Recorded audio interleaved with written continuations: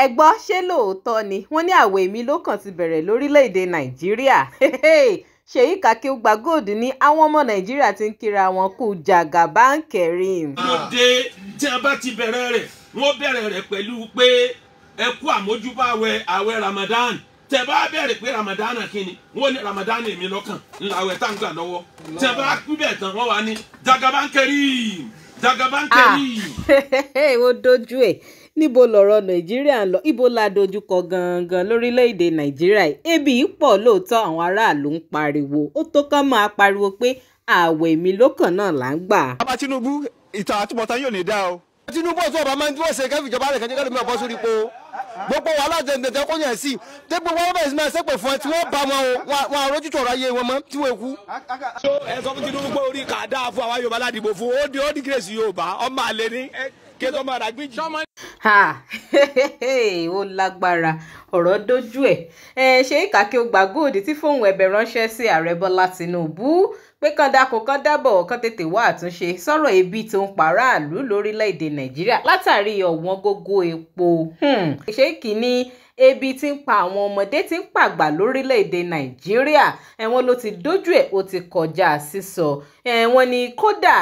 bó tiẹ̀ ṣe wípé lóòótọ́ àwọn náà faramọ́ ìjọba ààrẹ Bọ́lá Tinubu àwọn wà lára àwọn tí wọ́n polongo ìbò fún ààrẹ Bọ́lá Tinubu lọ́dún náà lọ́hùn pẹ̀lú àwọn ìkànnì láwùjọ bíi ti Alhaji Wasiu Ayinde. Kódà àwọn mọ̀ wípé àwọn kọ́ àwọn tó dá ààwẹ̀ mi lókàn lẹ̀ gẹ́gẹ́ báwọn kan ṣe ń accuse àwọn ṣùgbọ́n síbẹ̀síbẹ̀ àwọn ò ní dákẹ́ fífi ohun ẹ̀bẹ̀ ránṣẹ́ sí ààrẹ Bọ́lá Tinubu o torí ebi tó wà níta lóde òní wọn ló kọjá bẹ́ẹ̀ o. You are welcome to crossblogX TV. Remember to subscribe, like, share and follow us. Ẹ̀yin èèyàn ẹ jájọ gbọ́ ohun ẹ̀bẹ̀ tí Ṣèyí Kakíúgba Gold tó fi ránṣẹ́ sí ààrẹ Bọ́lá Tinubu kẹ́sì máa bá mi fèrò yín náà lórí ẹ̀ sí comment. Ọlọ́run kórìíra kíjọba kan wà nípò kébi ó sì máa pa àwọn èèyàn kódà bó jẹ́ pé òun kọ́ ló dá sílẹ̀ o kò mọ̀ nípa ẹ̀ o n ta gbé ẹ̀dá síjọba sí ni pé lọ ṣàtúnṣe wọ́n ti bà á jẹ́ tẹ́lẹ̀ gbogbo ayé ló mọ̀ wọ́n ti bà á jẹ́ tẹ́lẹ̀ gbogbo ayé ló mọ̀ kébi ọmọ pànìyàn ó wà nínú nǹkan tí ń bí Ọlọ́run o nínú sàárà tó lè ṣe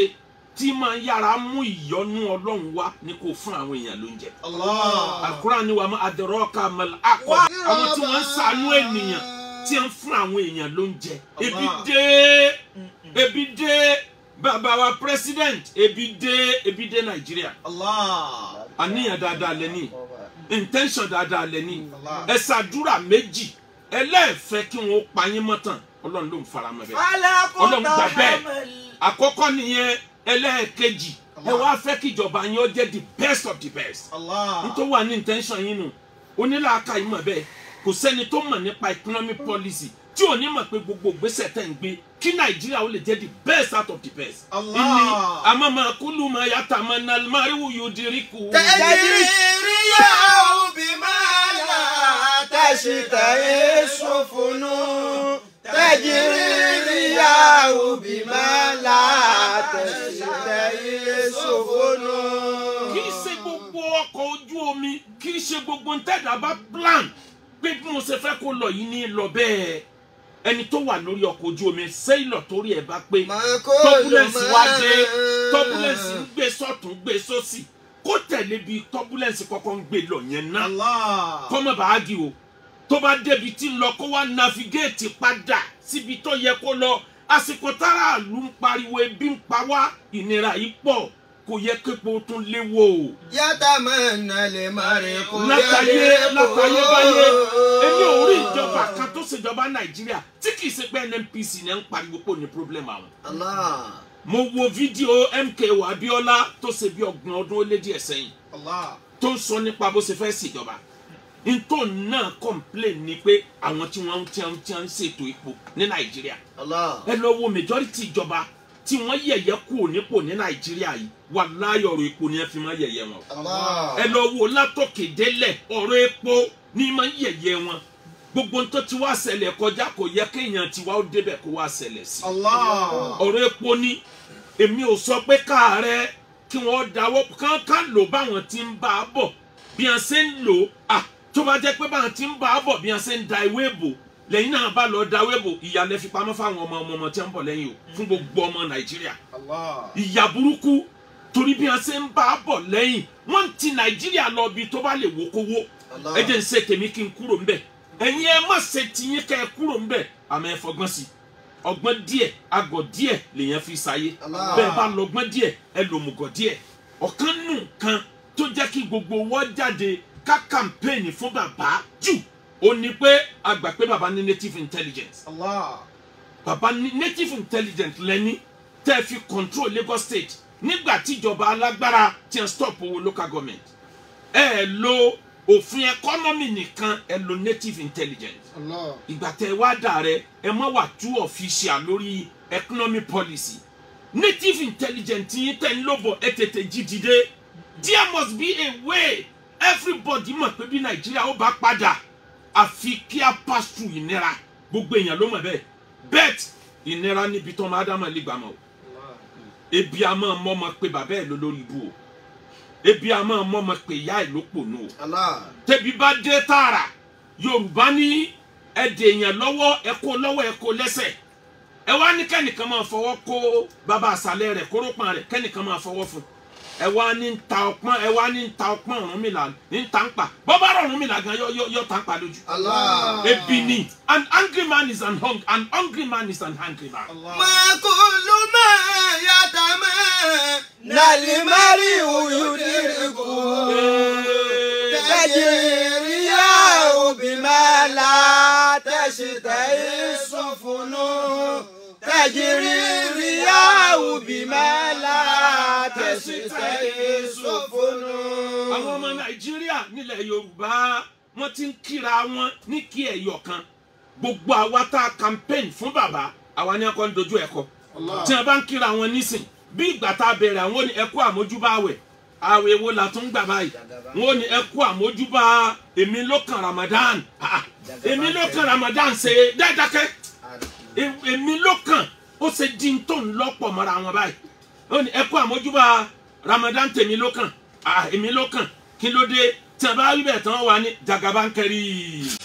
jagabankẹ́rì wọ́n wí fún mi yóò tó yàn mẹ́wàá tí wọ́n wí fún mi wọ́n wá kọ sábẹ́ rẹ̀ pé ẹ̀yin lẹni àdìbò kí ló dé tí a bá ti bẹ̀rẹ̀ rẹ̀ wọ́n bẹ̀rẹ̀ rẹ̀ pẹ̀lú pé ẹ kú àmójúbà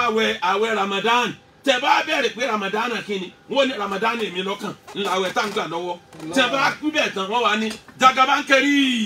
jagabankẹ́rì irú nǹkan tá a fẹ́ kó ṣẹlẹ̀ lélẹ́yìí inú ẹni tó campaign fún bàbá ni mo wà mi ò deny rẹ̀ gbogbo ẹ̀yin tá a sọ pé ẹ̀yin náà lè ti wá bẹ̀ mi ò deny rẹ̀ ìfẹ́ Yorùbá ló gbé mi then competency bàbá tá a mọ̀ látẹ̀yìnwá ni ló gbé mi afẹ́ gbàgbé pàfà ni wá pé ọmọ Yorùbá lọ́kàn wọ́n wá rẹ̀ jẹ́ ànígbà ló jẹ́ nkọ́kọ́ ṣe wá sí kan ní election kù bí oṣù mẹ́fà tí mo fi jí ara Èkó dìde pé wọ́n gba Èkó lọ́wọ́ yín very soon wá sí yẹn go viral ń gbà náà lẹ́yìn ìgbà yẹn mo tẹ̀lé bàbá mi tẹ̀lé lọ campaign at least mo lọ state méje láì tẹ́nìkan kan ò ní fún mi ní 1 penny ìfẹ́ pé bàbá yóò wọlé bàbá yóò tún Nàìjíríà ṣe kódà níjọ́ tá a wà ní Teslim Balógun tí mo wà níbẹ̀ wọ́n fẹ́ fà mí jáde Fadua mọ́gọ́ ni níjọ́ náà ni Alhaji Wasiu Ayinde kẹ́lẹ́ mọ́ pàjọ́ wà níbẹ̀ ó ń kọrin kan jọ́ náà orin tí ń kọjọ́ yẹn ni pé gbogbo woro sí woro gbogbo kòtò sí kòtò ẹtúyáyá ẹ dìbò fún Tinubu mo wà ń bẹ̀ njọ́ náà lọ. màá gọ sẹ́yìn pẹ̀lú ìfẹ́ Yorùbá èmi tí mo wá ṣe gbogbo yẹn eléyìí wá ṣẹlẹ̀ kí n má wàá lè sọ̀rọ̀